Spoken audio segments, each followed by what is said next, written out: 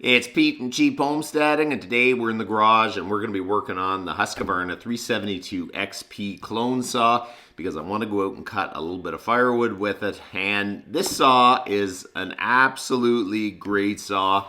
I have cut tons and tons of firewood, but last year, at the beginning of last year, it started running rough and I couldn't keep it running. And I took it apart, took a look, and the fuel filter fell off the line, and then a whole bunch of little wood shavings got into the carburetor screen. So I cleaned that out, tried it, but it's still been giving me a hard time. So I think there's something stuck in the carburetor, and you know, all last year we just used the old still, and I thought I really do want to get using the saw again. So that's what we're going to do today. We're going to change the carburetor and then go out and try to cut a little firewood and see if it works. So let's go. I quickly ordered on Amazon. It's a Zen parts maintenance kit for a 372XP. And I didn't look that closely, but it comes with an actual coil. I've already changed the coil because I don't know, I thought that there was some problem with the coil, but it didn't turn out to be.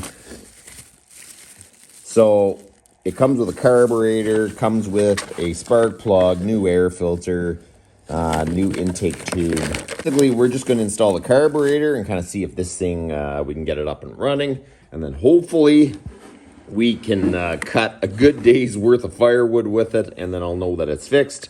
And then it'll kind of be back in the rotation of what I cut my firewood with, because this saw has really cut a lot of wood. I was pretty happy with it. But the last year, I just didn't have enough time to try to fix it right. So we are going to just throw this carburetor on here and then hopefully get out and cut some wood. So what we're going to do is just pop off the air filter.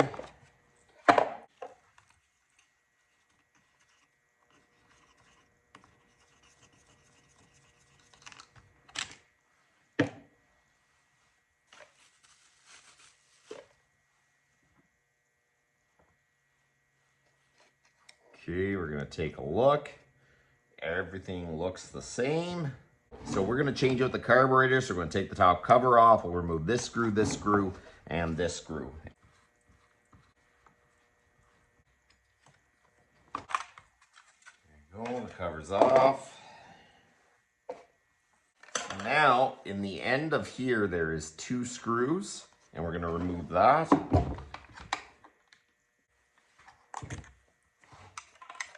Another one way down in there.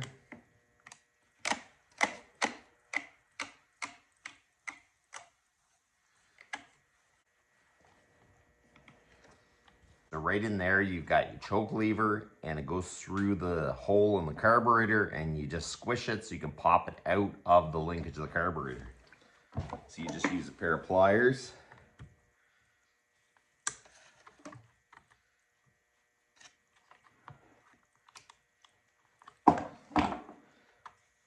There we go. And then we just pop this out here, put it in the safe place.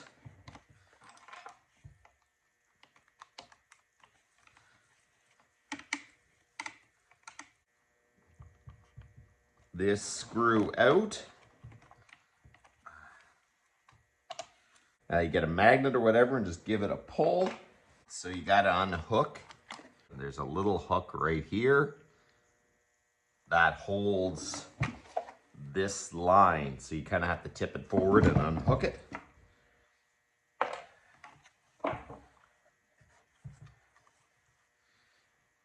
And some of you guys are probably wondering why I'm not blowing it off, which would be a good idea, but it is so cold in my garage that I can't really blow it off too good.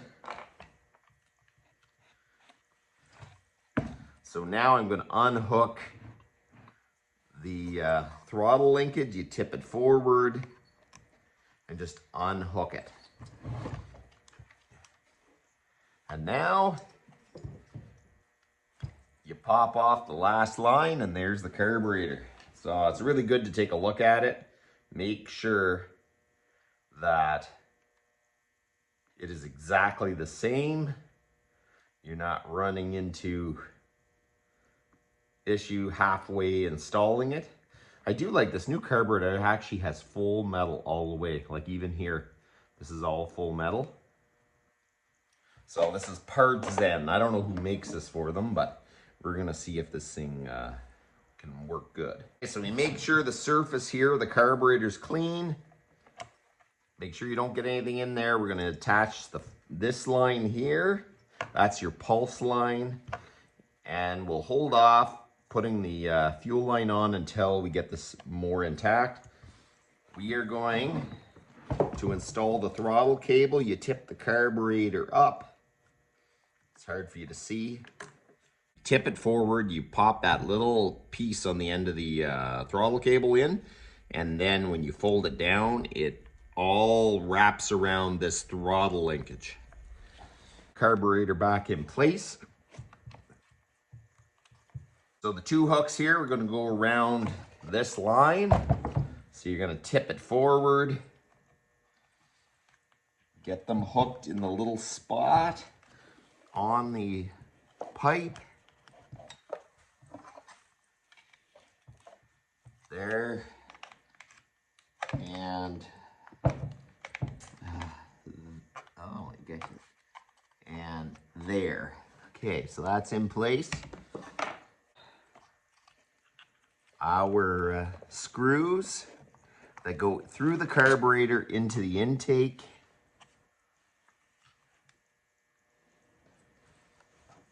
We'll get them fished through. Okay, so we're going to tighten these up evenly. Tighten this one. Tighten this one. Tighten this one. This only goes into plastic, so don't go too crazy on it. Okay, one more. Okay, so the carburetor is in.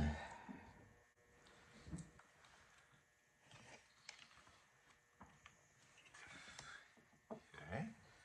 So now we get our choke lever.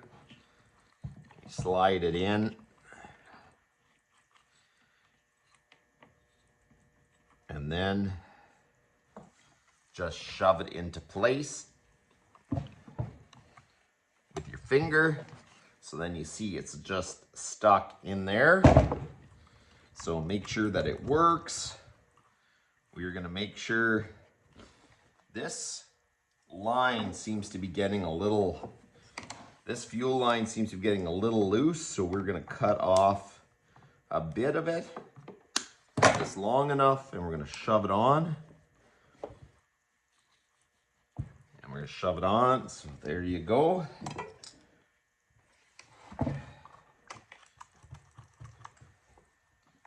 Everything seems to work. There is one thing that I have noticed here. There's two things I think was wrong with this thing. The carburetor was slightly plugged, even though the screen caught a bunch of stuff. There's a little screen on your intake about here, and it was just full of little tiny sawdust. Even though the screen is thin, I think little bits of stuff got into the carburetor and plugged up passages. So that's the first issue. So I think this Zen carburetor and update kit will work good.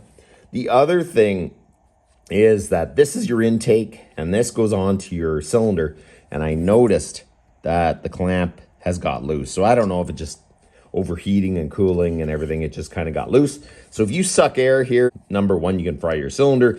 Number two is it's going to change your mixture repeatedly. When it expands and cools, it's going to run very different. So that is a big thing. So I'm going to tighten that up. So on this Husqvarna, I have no idea. This is the original clamp, but it's a 7 mil. I'm almost never seen a 7 mil one of these clamps.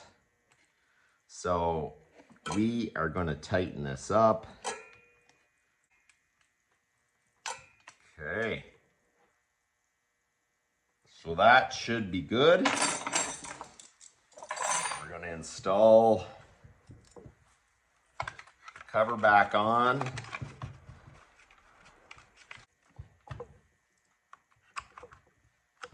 Ideally, I would have liked to blow this all out, but my garage is cold, don't have heat going now, and my compressor is frozen up. So, I mean, the line's frozen. So we're gonna have to just do the old-fashioned way. Kind of beat the dust out of the filter. Okay, so we're gonna throw that back on.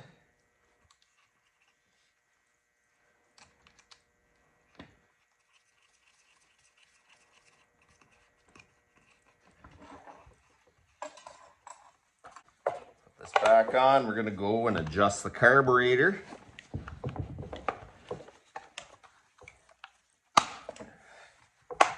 I'm gonna dump the fuel out of this, put fresh fuel. We're gonna go out and we're gonna adjust it, see if I can get it to run good. And then if it runs good, we're gonna go out and cut a little bit of firewood with it so you can kind of see if it'll keep running. The problem with this was you'd run it for a little bit and then all of a sudden it would just start dying. You couldn't keep it running. So I'm hoping this is gonna fix it. It'll either be the carburetor or that clamp around the intake. It's either one of them. I won't know now, but as long as the chainsaw is running, I'm pretty happy with that. So let's go adjust it. Okay, so let's see if we can get this thing up and running.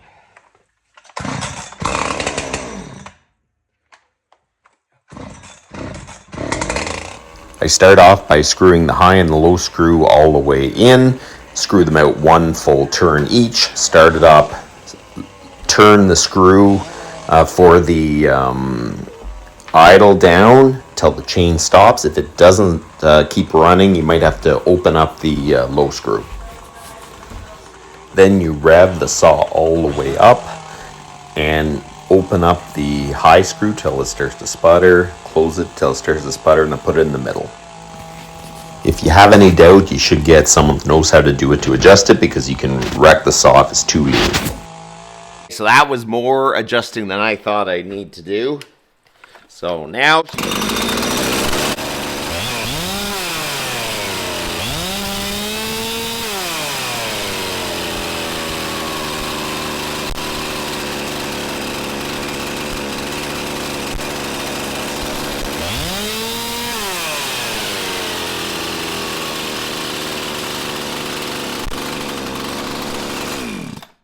Okay, so I'm going to bring the carburetor adjusting screwdriver out.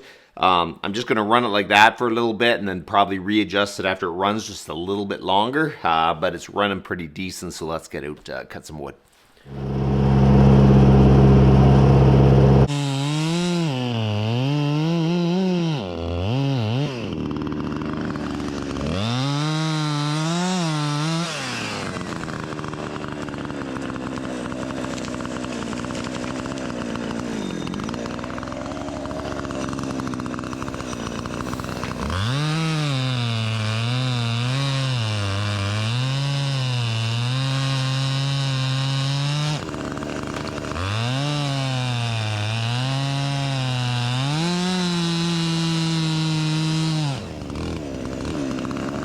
One thing I started to notice when I'm cutting the log, that the saw starts to bog a little bit.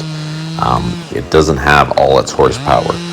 So I'll cut for a little bit, make sure the saw is nice and warm, and then I'm going to decide to adjust it. So if you're starting to bog when you're coming into the log and the saw is warmed up, I just try to open the high screw just a quarter turn, and then we'll go out and try it again. Sounds a lot better. So now we'll go try it.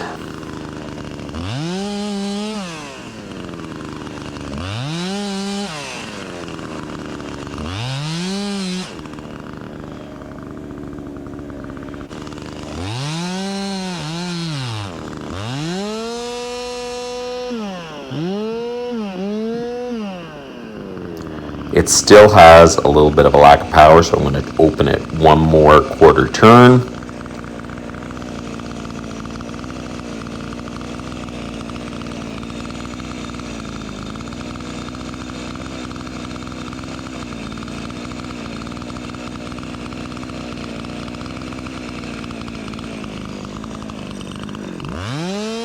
that sounds a whole lot better, and it cuts really, really good. So if you have the high jet open too much, it'll become hard to start. There's sort of a fine line between having enough power to run the saw and being able to start when it's cold. So you just got to keep trying until she runs good. She's running good now.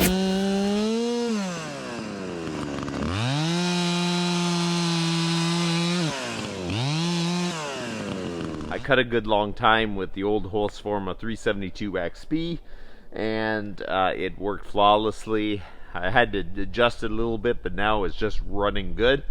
You do have to adjust it for the actual conditions you're in. I live in a cold climate, so pretty well every winter and fall you have to adjust your saw anyways. But last year when I tried to adjust it, it just would not seem to stay in adjustment. It wouldn't run smooth. Now it's running real good. It's real strong. So I think that's a wrap. It's fixed. I think it was more the intake tube was loose. That's something you should check. Make sure that doesn't come loose because I'm lucky I didn't wreck my motor with it, because it changes your mixture for sure. So that's about enough for today. You guys have a good one.